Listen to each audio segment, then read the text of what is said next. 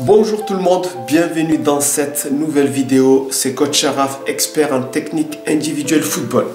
Donc, dans cette première vidéo de cours sur les duels, nous allons apprendre les règles des duels. Alors, lorsqu'on parle de duel, on parle d'un joueur contre un autre. Et vous allez voir que dans n'importe quel duel, il y a des règles à respecter. Il y a tout d'abord 3 règles que l'attaquant doit respecter pour pouvoir passer le défenseur. Et ensuite, il y a 3 règles que le défenseur doit respecter pour pouvoir bloquer l'attaquant. C'est ce que j'appelle des clés d'ouverture et des clés de fermeture. Règle numéro 1, nous allons commencer bien sûr par l'attaquant. Quelle est la première règle que l'attaquant doit mettre en pratique, doit respecter pour pouvoir passer son adversaire? La règle numéro 1, elle est simple, c'est ce qu'on appelle le changement de direction.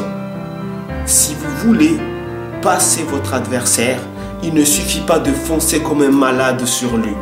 Il faut apprendre à faire des changements de direction. Et pour faire des changements de direction, il faut tout simplement connaître un minimum de dribble.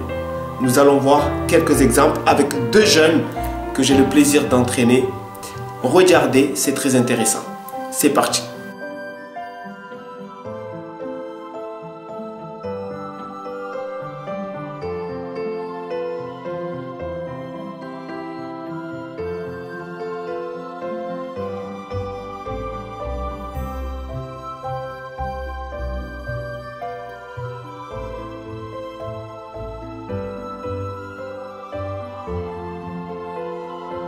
En gros, un changement de direction, c'est quoi? C'est le fait d'amener le joueur de droite à gauche jusqu'à trouver une solution.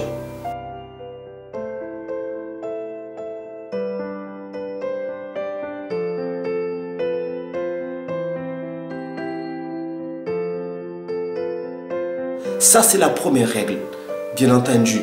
Mais vous avez aussi remarqué quelque chose, qu'avant de faire un changement de direction, nous devons utiliser des dribbles. Ici, il y avait par exemple le double passement de jambes ou bien le râteau.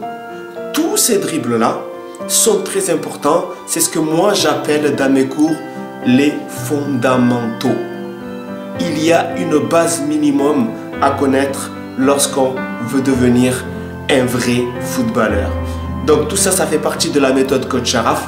Donc aujourd'hui, vous avez vu la règle numéro 1 pour l'attaquant.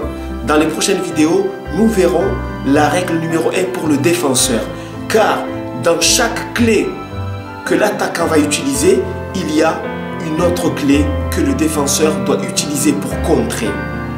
Et lorsque le défenseur utilise une clé pour contrer, eh bien l'attaquant pourra utiliser la deuxième clé pour pouvoir passer.